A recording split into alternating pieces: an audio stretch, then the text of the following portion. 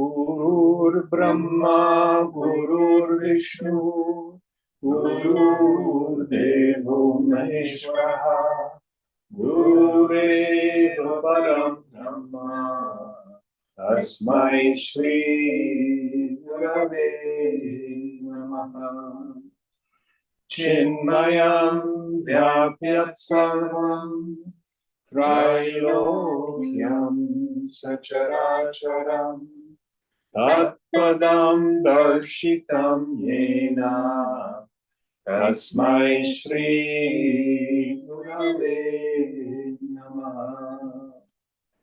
Tvameva Mata Cha Pita Tvameva Tvameva Bandhuscha Sakha Tvameva Tvameva Vedyatra Vidam Tvameva Tvameva Sarvam Mama Deva Deva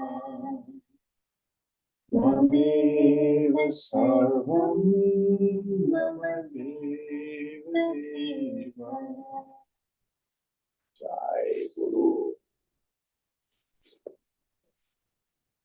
Om Bhadram Karne Vishnuyama Devaha Bhadram Pashe Makshabhirya Jatraha Stirai Rangai Stushtuvavam Sastanubihi Vyashema Devahitam Yadayuhu Swasti na Indro Vidhashravaha Swasti na Pusha Vishwavedaha Swasti nastaksho arishtanemihi Swasti no Brihaspatir dadatu. Om Shanti Shanti Shanti. So, moving on in our 6 questions.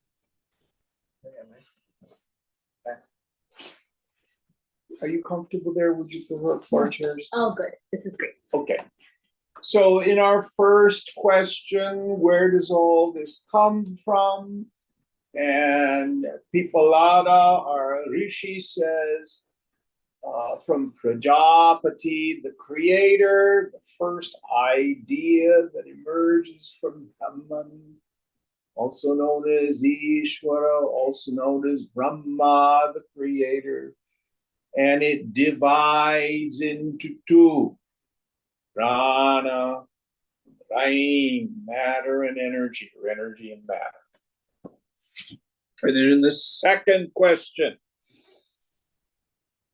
who is the one in charge of all the devatas? And here we mean the various aspects of the human being. Is it Agni? Is it Vayu? Is it any of the senses, etc.? And Prana says, I'm leaving. And everything in the body goes, wait, we're coming too. So it is the Prana, which is the Mukhya Devata, the chief Deva in the body itself. Then in the third Prashna, we went through all the ways in which this prana manifests itself in the body. And we had an in-depth discussion of the Panchavayu, the 5 subtle airs, the main prana, which governs our breathing. Apana, elimination. Samana, digestion. Dhyana, circulation, and also the movement of the energy through the subtle nadis. And Udana, which governs thinking, but it's also there in meditation, with the opening of the Sahasrara Chakra. And when death comes, we push the ejection button out, the subtle body goes. And also in deep sleep, the prana keeps the body alive when all the senses are wrapped up into the avyaktaha.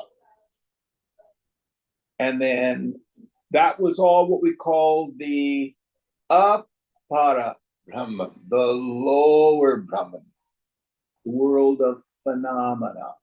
And starting with the fourth question, we start to explore the Padma Brahman, the supreme.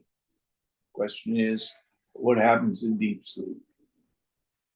So we had this understanding of the discussion of what we later find as the Anandamaya Kosha, the bliss sheet.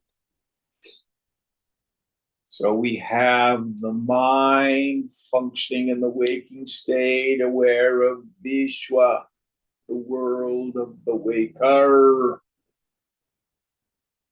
In dream, we have the mind functioning as Taijasa, the knower of the dream world, the dream state. Deep sleep, mind is folded up into prajna, prajnana dhanam, a homogeneous mass of pure ignorance. We saw that in that state, there's no perception of the world, no perception of that miserable individuality. Therefore, the mind is blissful. We get a kiss of the bliss.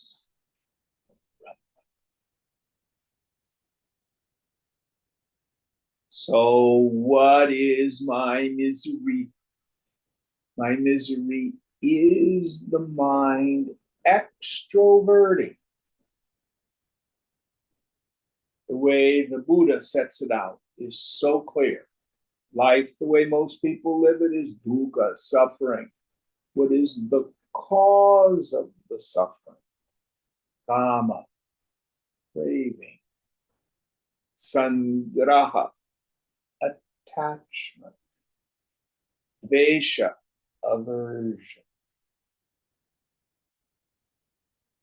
All of that is this extroversion of the mind. I'll be happy when, you'll be better. And third noble truth of the Buddha, the cessation of craving is the cessation of suffering. We experience it in two places. Momentarily and partially, when we satisfy a desire, and wonderfully and completely when I'm asleep. No pain, no sorrow. And even in the morning when I wake up, Amani was talking about she silenced her alarm. But when you woke up, did you go, oh, I don't want to get up. Oh, I'm supposed to be with Jim this morning. And then off you go, right? That was what happened. Yeah. Pardon me? That's what happened. Yeah. Yes.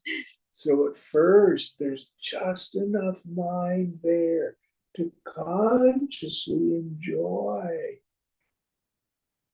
State is called Vasanananda. Just enough mind there. I call it snooze alarm bliss. But then the mind came back, didn't it? Yes. Oh my God.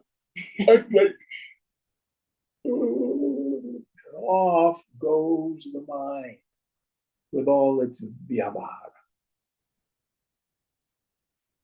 So, can we be permanently free? from suffering. Fourth noble truth of the Buddha. Does he say yes or no? Yes. Marga Satya, he says. Marga means a road or a path, the truth of the path. Sadhana, we would say, which means we need to learn to see that the problem is not that I don't have what I want. The problem is I'm attached. I think happiness is in the world. Listen carefully. In the beginning, many of our scriptures say we need to develop disgust for worldly pleasures, to see their inherent defects. Nasty, nasty, nasty old world. Give up worldly pleasure so that you can experience infinite bliss. That's not really what it is in the end. The world isn't bad. The world is shunyata. What's that mean? Empty. It's neutral. Absolutely neutral. It is my mind that attributes joy-giving and misery-producing qualities to the world because of my ignorance. Because of that, I develop longing and attachment for it. Once I begin to see that, then I can begin to let go of that addictive relationship with the world and let the mind come home. And I prove that myself is the fountainhead of all bliss every night in deep sleep. Where's my problems? The more I love sleep. You must have an extroverting mind in order to be miserable. You do not need an extroverting mind in order to be peace. So the yogi learns to allow the mind to abide in the self, to retire into the self, independent of the world itself. So that brought us up to, I think it's the 11th mantra in the 4th Prashna. Is that right, Mark? Yes. Who's our chanter this morning? You want to do it? Sure. You know what page we're on? No, but I will find. Yes. Okay, suck it to me. Okay. Vijnanatma saha devaischa sarvaihi prana bhutani sampratishtanti yatra tadaksharam vedayate yastu somya sa sarvajnaha sarvam eva vivesheti. O beloved one, he who knows the imperishable Atman, in whom rests the knowing self, ego, with all the devas, senses, the pranas, and the 5 elements, becomes thus omniscient, and indeed enters all to become all. Yes. So the self is the witness of the 3 states of the mind: waking, dream, and deep sleep.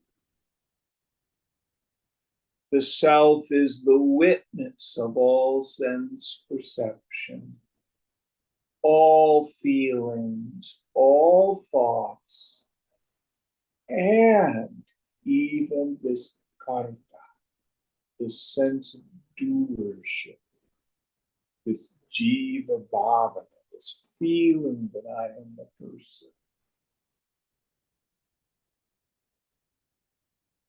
I can prove it to you, even when you're not deeply abiding in the self. Anybody feel like a person today? Did you feel like a person last night Yes. in deep sleep? Yes. Oh wait, no, not in deep sleep. Yeah, so you saw it come and go. You see that? Yes. Today I feel like a person last night. No, no person there. Therefore, you are the witness of the ego state. Do you see that? Do you see the phone in my hand? Yes? Yes. Yes. Do you see there's no phone in my hand? Yes. You have the knowledge of the presence and absence of the phone. You see that? Mm-hmm.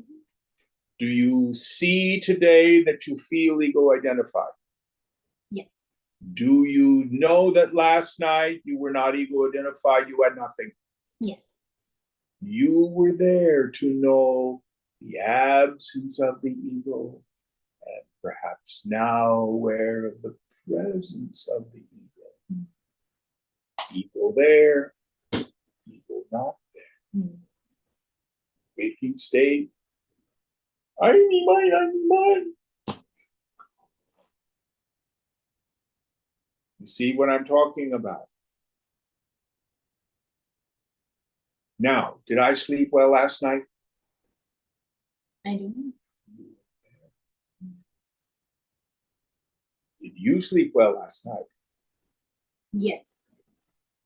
How do you know? I was there.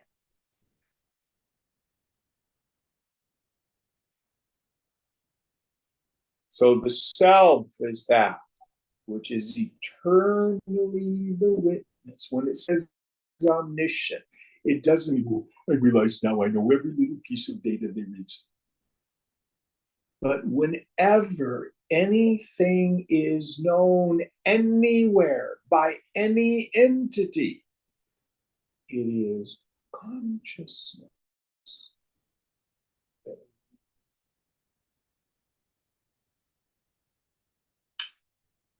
How many ragas do you know? A lot. Maybe lot. like 100. 100 ragas. Yeah. Okay. Do you know 100 ragas? No? How many program languages do you know? A few. What? A few. A few. Do you know program languages? I mean, no. In a game, but no. Otherwise. But what is it that knows all these ragas? Brahman. What is it that knows all these program languages? You work for Google. You know everything.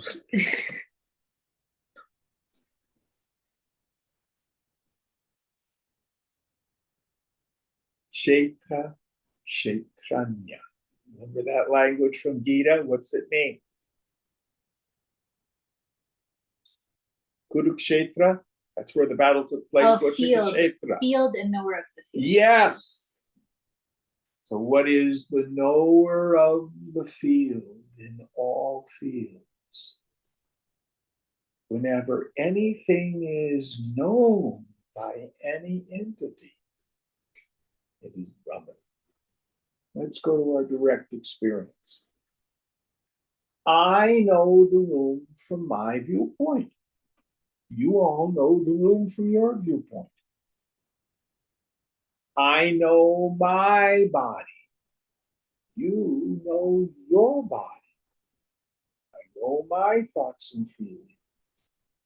You know your thoughts and feelings. At this level, everything is different. But when I thin out the mind, just listen to the rain. See if you can notice who or what hears the rain.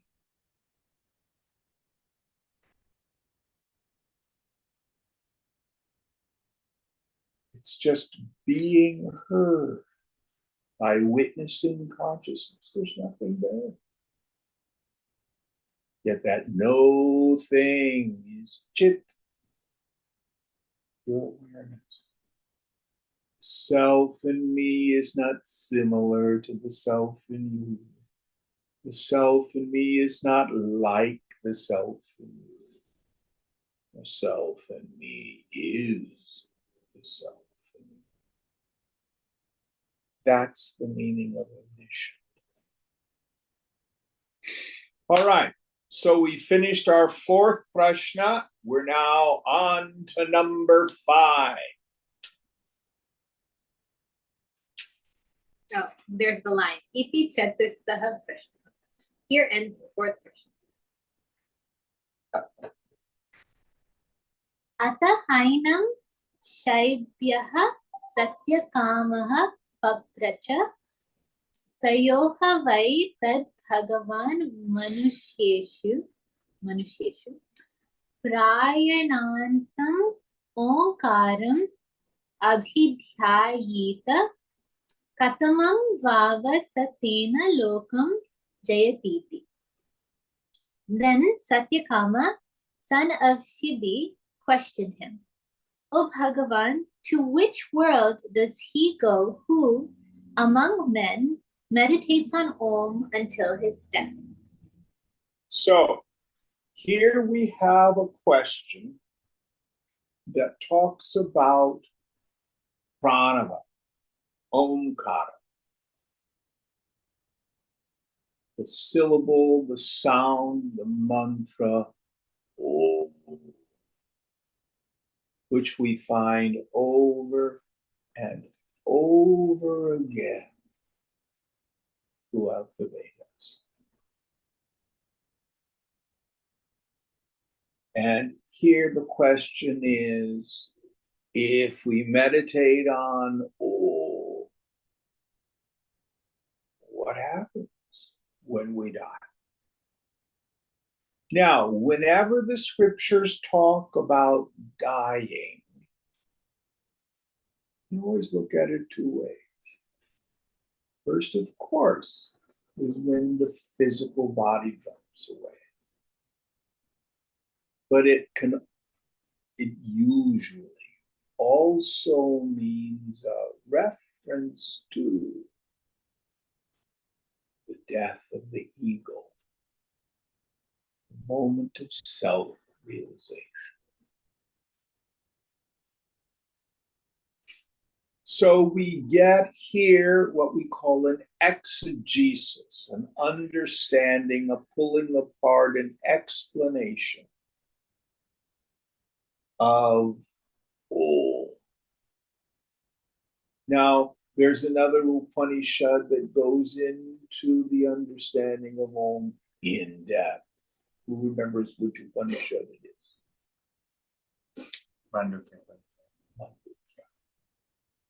So this is much briefer than the Mandukya.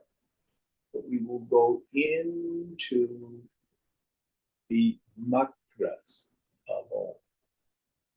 Matra means letter or part.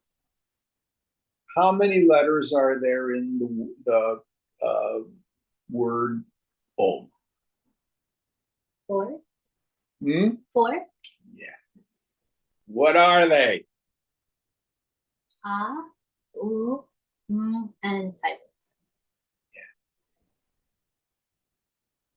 So always we have to think of Chatushpada. 4 quarters of Om. Now, there's another important principle that we need to discuss before we go marching into this. This is an upasana. Upasana is a worship, a meditative practice where there's an object of meditation. What we meditate on is important. Money, money, money, money, money, money. I want money, money, money. Is that your upasana? Boyfriend, boyfriend, boyfriend. Baby, baby, baby. That's your upasana. You may have a murti, an idol. It can be Shiva, it can be Krishna, it can be Ram or Hanuman, it can be Jesus, it can be the Guru. But when we have a form to represent the infinite, it's also important what is it that it symbolizes. Up there, see above the doorway, there's a little Ganesh. You're supposed to park your mind with Ganesh before you come into the satsang hall. You always propitiate Ganesh before we worship Lord Shiva. But if your understanding of Ganesh is, I've got a test tomorrow, Ganesh, save me, give me a good grade. Is that the way you worship Ganesh? Or is it, okay, I'm going to do my best to abide in Lord Shiva, the infinite. Lord Ganesh, take the totality of my mind, remove all the obstacles to my nididhyasa. Same idol, but how I approach that idol, that idea of the God, also is very important. Is God for you a combination between a traffic cop and Santa Claus? Of course not. I'm Lord Shiva. But is your God punishing? Or is the job of your God to give you what you want? If that's your idea of God, you have probably had the experience, my prayers never get answered. Who's had that experience? Nothing wrong with God, something wrong with your prayers. See, God is not a traffic cop, not there to reward or punish you. I got caught speeding, I got a ticket. Something bad happened to me, I'm being punished. And it's not God's job to give me whatever.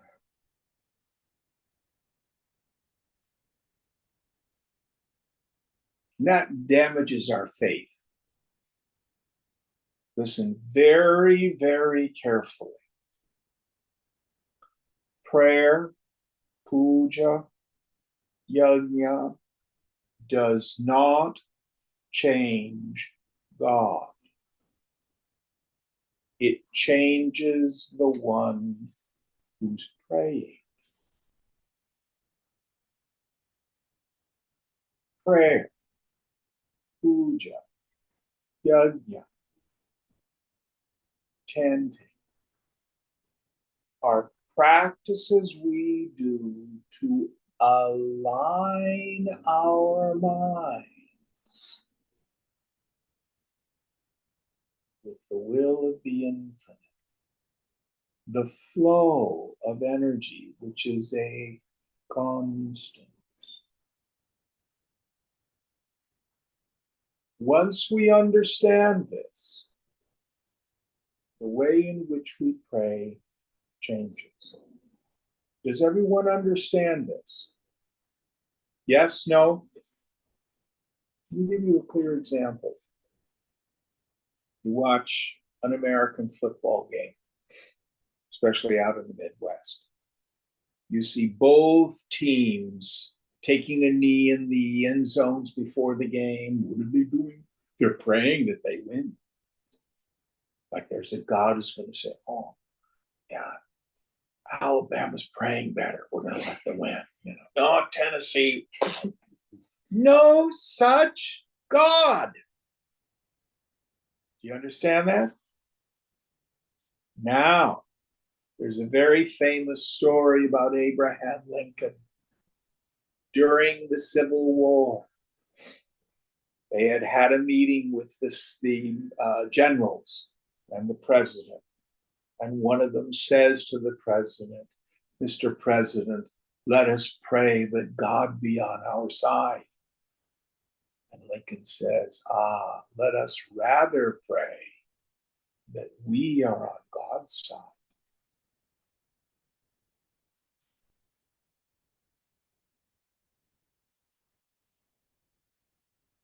So these are the kinds of prayers that work. God, take me where you want me to go. Let me meet who you want me to meet. Tell me what you want me to say. And keep me out of your way. My favorite prayer. Not my will, but thy will.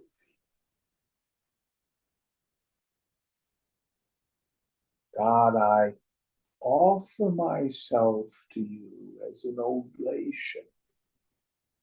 Any of you do puja where you have flowers or other objects you put in, offer to the God? Who does that? Those are my vasanas. Those are my limitations. Those are my various proclivities. The only thing we can really give to God is my defects of character. It's all God, you know. I can't give anything to God, but I can offer myself.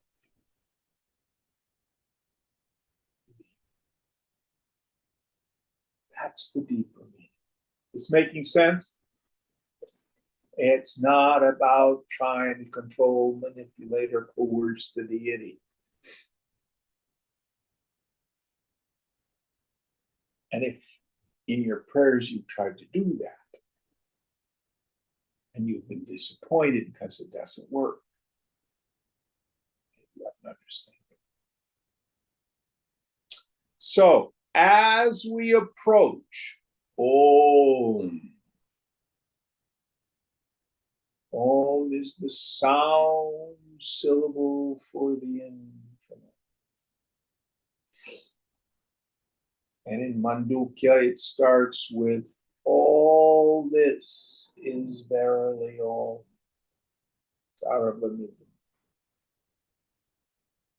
That which is beyond all this is also all. And Om is divided into four.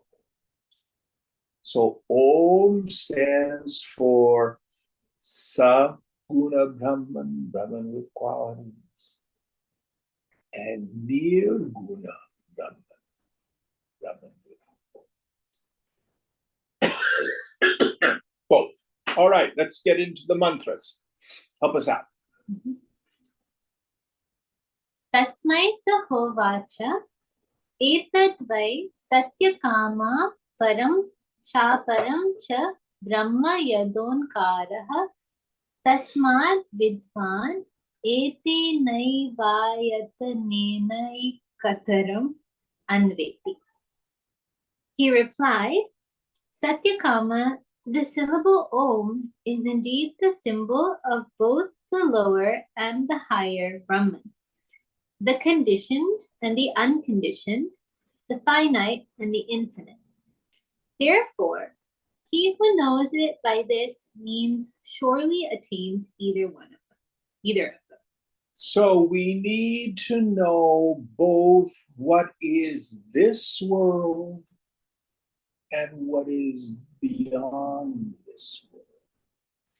I like the particular paradigm that's set out in Yoga Vasishta. Yoga Vasishta says we have three questions we need to answer. The first, who am I? The body, prana, not the mind. I'm not the intellect.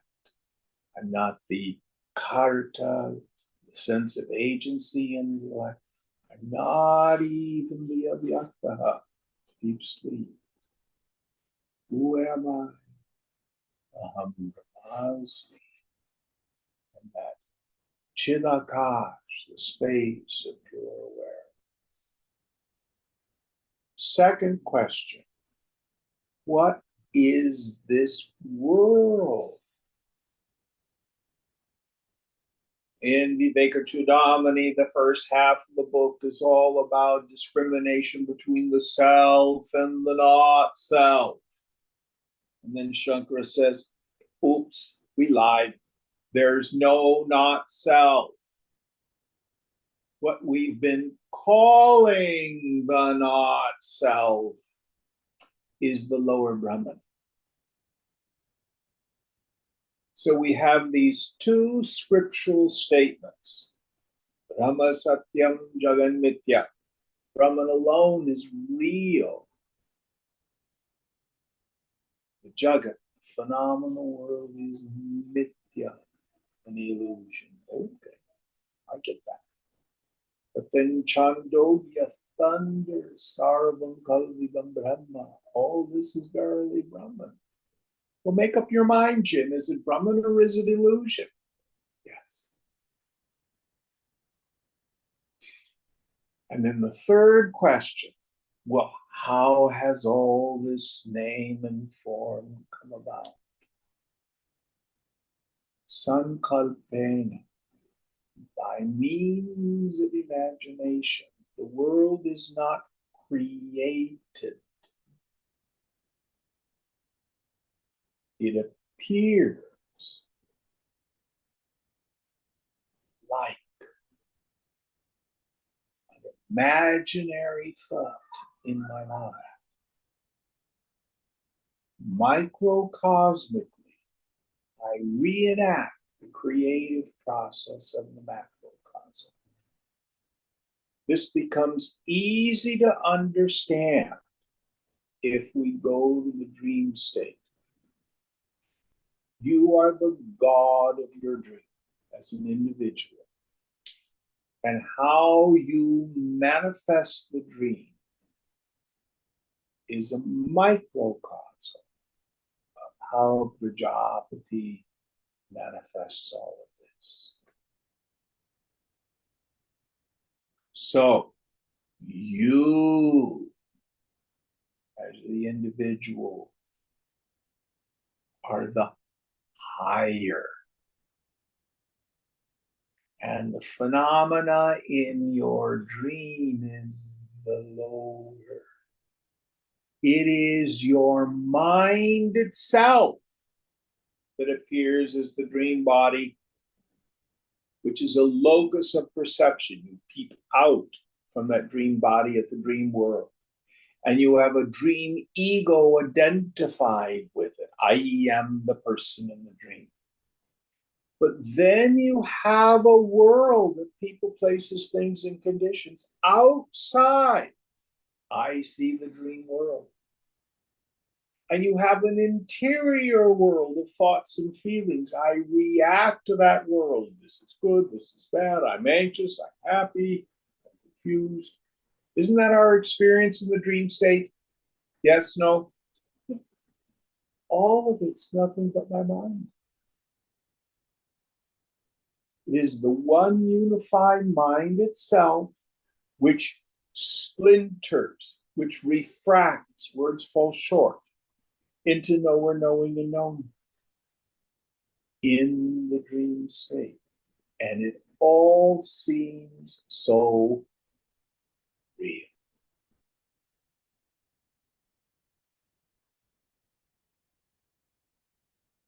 all of this comes about in a similar manner. Now, there are enormous ramifications for this. We won't have time to go into them in this class. But when we say this is Advaita Vedanta, I used to be confused. I said, well, Advaita means non-dual. I don't get it. Why don't we call it Ekam Sat Vedanta? Ekam Sat, the one truth, the one being. Why do we call it Advaita? Who has an answer? Is the fact of my direct experience is I see something. There's stuff out there that I see. Is that what we all knew? Yes? No? It looks like two, but it's not two. In the dream, it looks like I, Jim, see mountains and cars and funny looking animals that seem to be other than me. But upon awakening, I see it looked like multiplicity. It's not. It's just my one mind appearing as both the knower and the world of name and form known.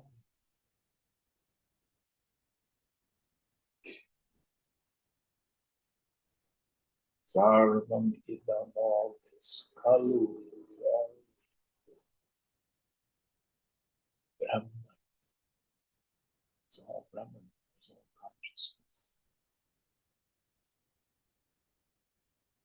What are the names and forms? Sankalpa. Just imaginations of the infinite.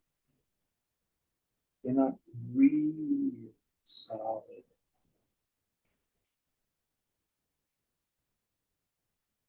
So the first ramification of this is take it easy.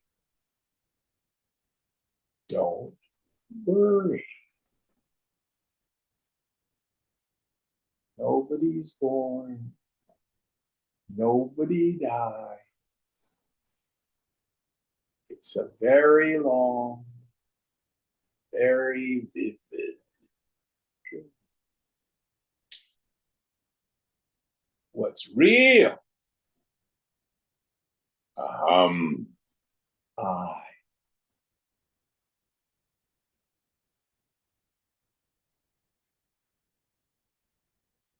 And that sense of I, the Nirguna Brahman, Brahman without qualities, ever really unattached. The self never really gets touched. Just like in the dream state. If you dream you've fallen into a mud pit, you don't wake up in the morning covered in mud.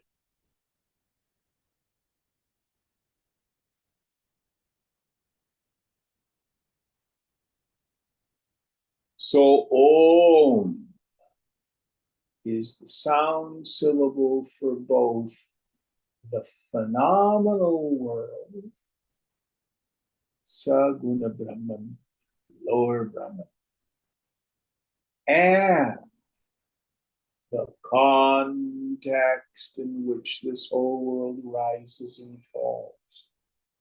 Nirguna Brahman, Brahman without qualities, higher Brahman. Any thoughts on this? So then Saguna and Nirguna are the same. The distinction's just in your mind. Like They're the same and they're not the same. Mm-hmm.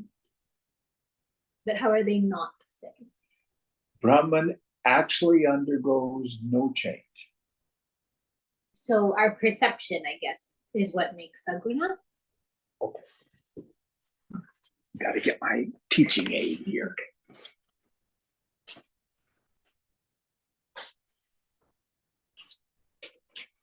Don't fall over, Jim.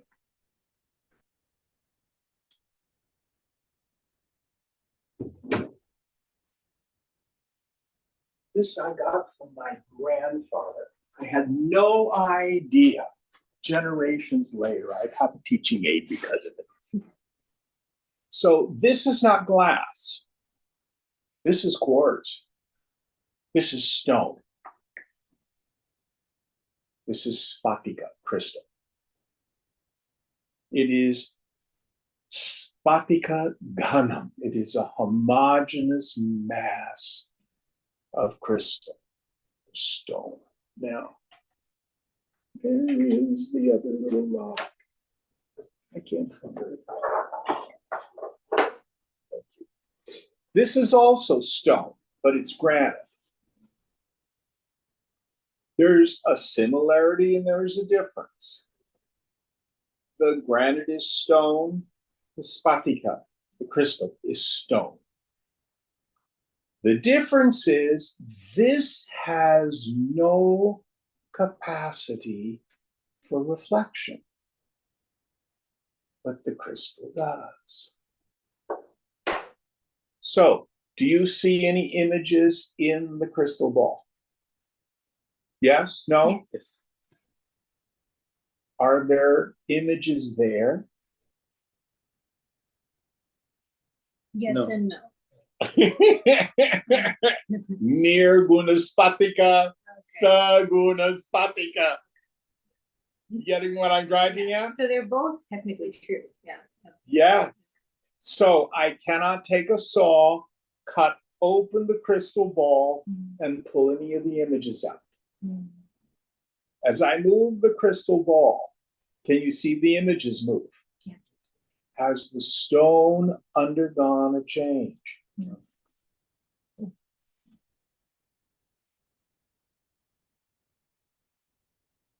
It is a solid, still, homogeneous mass of stone. But it has the property to have images appearing. Are they really there? What are you seeing in the crystal ball? Inverted gem. Upside down, Jim. Yeah. Oh my God, the blood's all rushing to my head. Is there really a gem in the stone? No. But you're seeing a gem in the stone.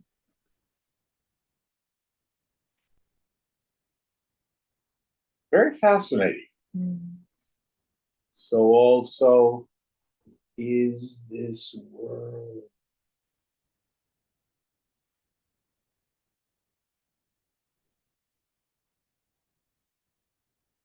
So in Gita, Krishna originally says, all this is strung on me like gems on a thread.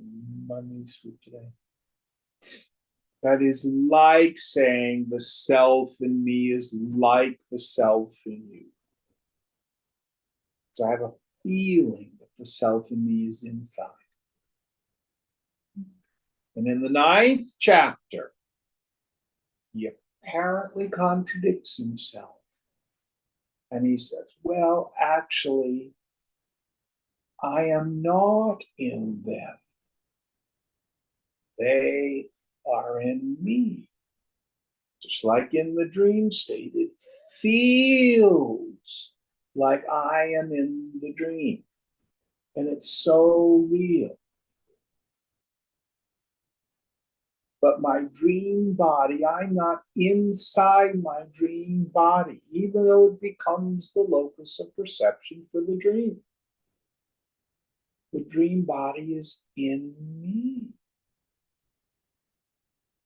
And then Krishna goes on to say, well, actually, you're not even really in me. If you dream you're riding horses, you do not wake up in the morning with a horse in bed with you. If you dream you're driving cars, you don't wake up in the morning and pull the cars out of your mind and put them in the drawer next to your bed. They were never really in you.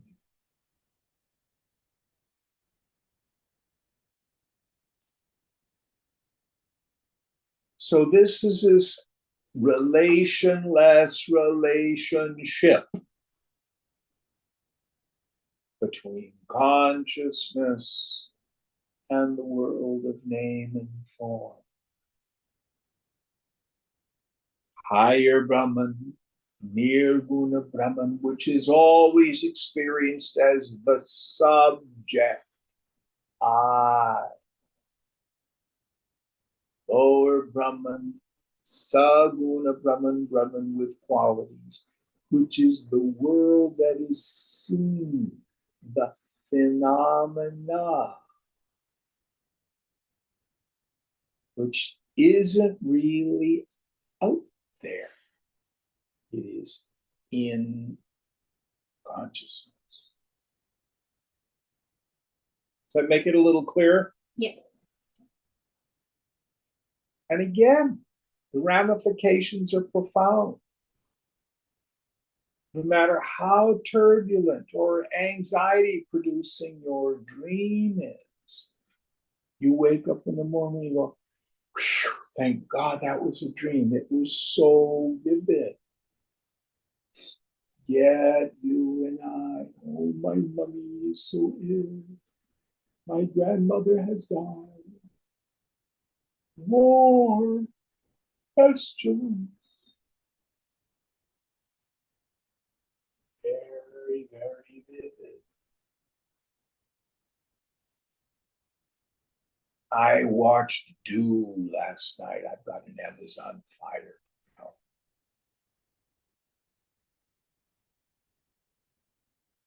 The Harkonnens were blowing up the city of Arrakis. Duke Leto dies. But did he die? No, the actor, after they shot the scene, got up off the ground and walked to his dressing room.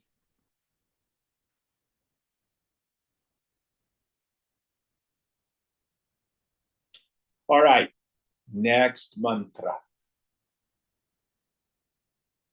Sayadyekamatram abhityayita satenaiva samveditasturnam eva jagatyam abhisampadyate tamruko manushyalokam upanayante satatra tapasa brahmacharyena shraddhaya sampanno mahimanam anubhavati.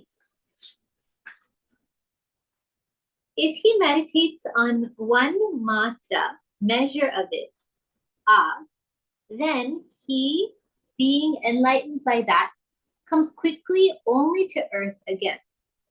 The Rik Devata leads him into the world of men immediately, and being endowed with austerity, celibacy, and faith, there he experiences greatness.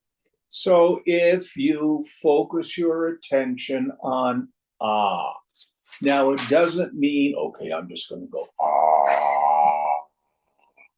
What does ah stand for?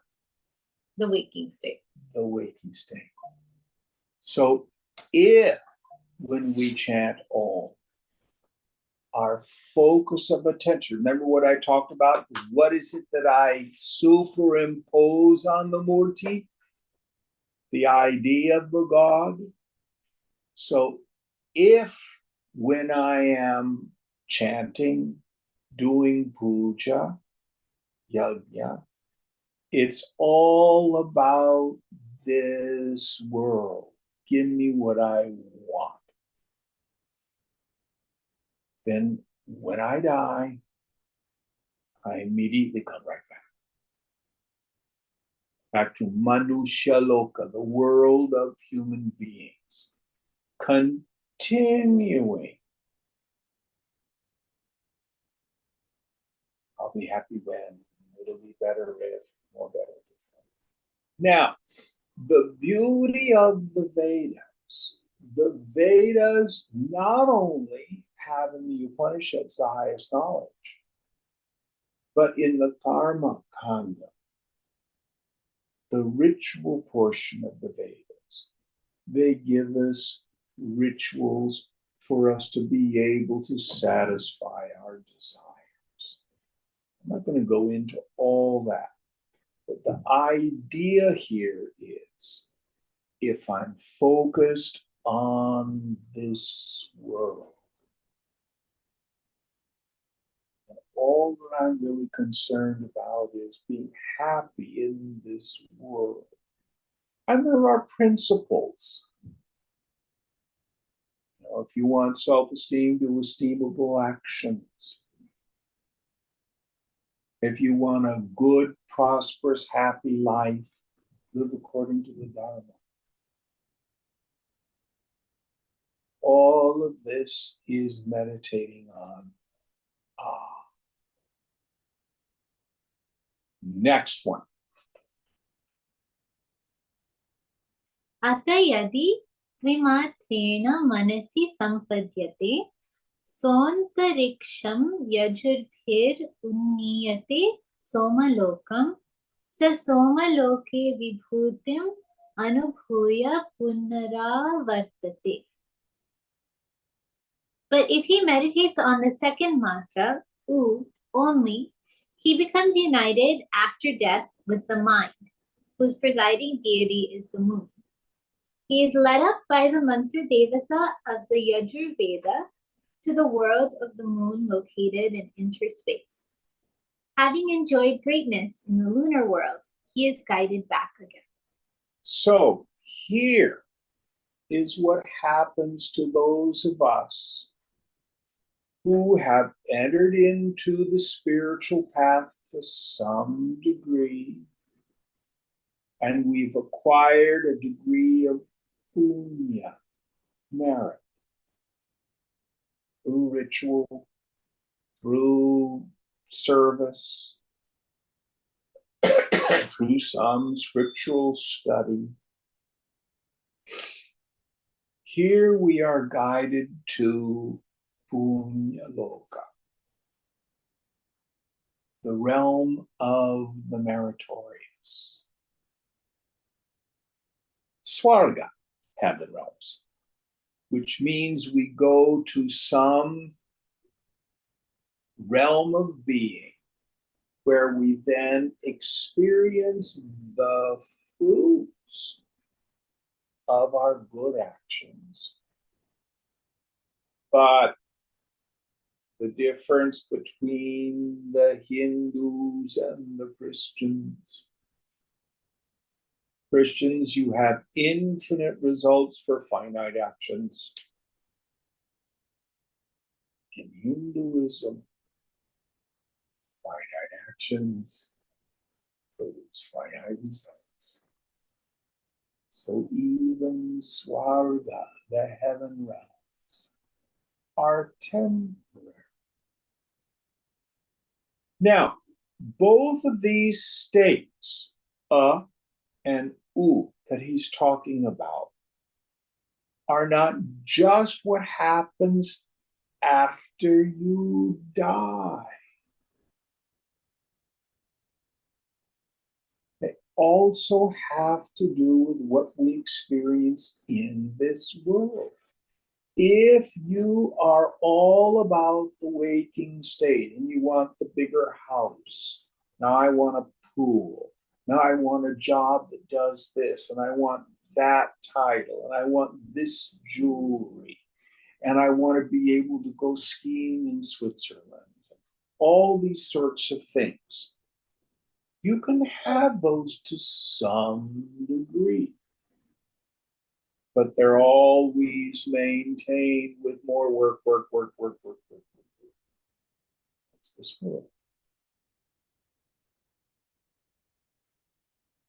If, on the other hand, we begin to start to enter into the spiritual life, we're interested in becoming adhikari, a fit student. We do some spiritual practice.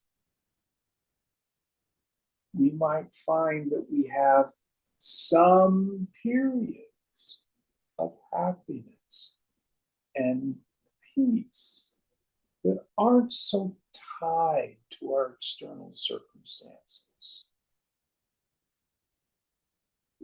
But if we stop doing the practices,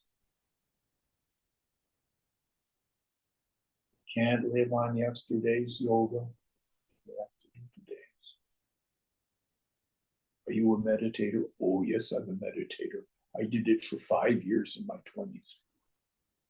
Do you meditate now? Not for years. What's your life like? It's a bit of a struggle. It doesn't work. Next mantra. I think it's 5, right? Yeah, it's the okay. Ya punaretam trimatren om ityetena vaksharena param purusham abhidhyayita sat tejasi surye sampannaha yata padodarastvacha vinirmukyate विनिर्मुख्यत एवं हवै सपाप्मना विनिर्मुक्तः स सामभिरुन्नीयते ब्रह्मलोकं स अतस्माज्जीवघनात् परात् परं पुरुषम् इक्षते तदेतौ श्लोकौ भवतः. When he again meditates on this highest Purusha with this very syllable Om by all of its 3 mantras, he becomes united with the bright sun. As a snake is freed from its skin, so is he freed from all sins. He is led by the Sama hymns to the world of Brahma, the creator, and from him, the massive life that Hiranyagarbha is, he beholds the Supreme Purusha residing in the heart. There are 2 following verses about it. Okay, so if we meditate on all 3 mantras of Uma, it says when we die, we go to Brahmaloka. And in other places in the literature, it says at the end of the age, then you experience what we call Videha Moksha, liberation beyond the body. You don't have to come back, but you're not totally free in the here and the now. And Krishna again echoes this. He says, my devotee is never destroyed. So the ma, the deep sleep state, the prajnana ganam, the homogeneous mass, all folded up into the unmanifest.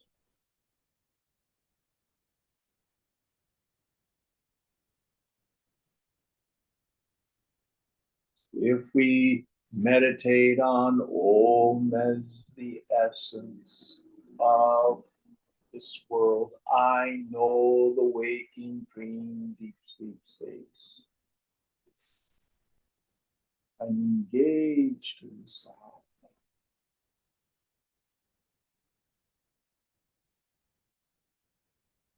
Now, it's not as specifically enumerated in this Upanishad, not like Mandukya, but beyond U and Ma is the silence.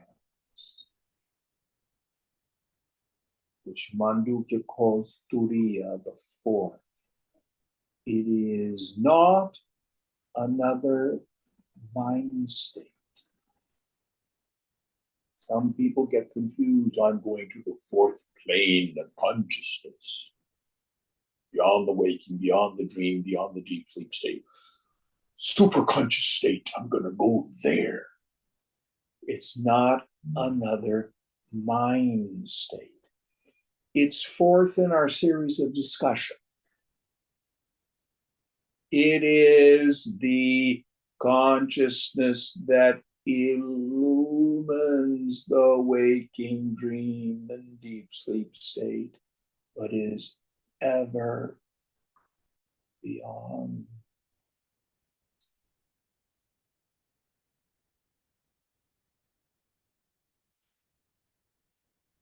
And in a mind made very still, very soft.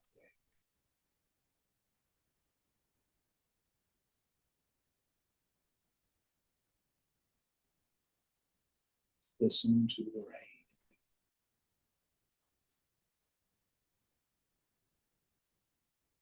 Who hears?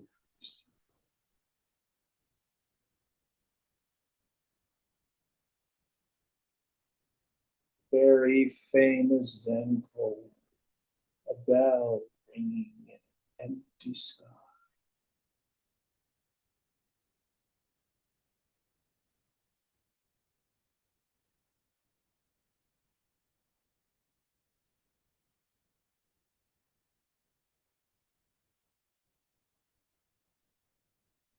I see that no thingness that's out.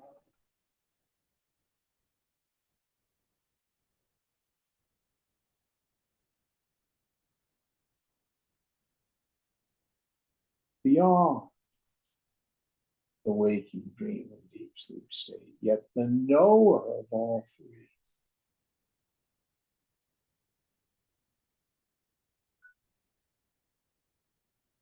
And the one who understands Om in its entirety knows both this world, which is the knowledge we need to know. Who am I? What is this world? Where is it coming back?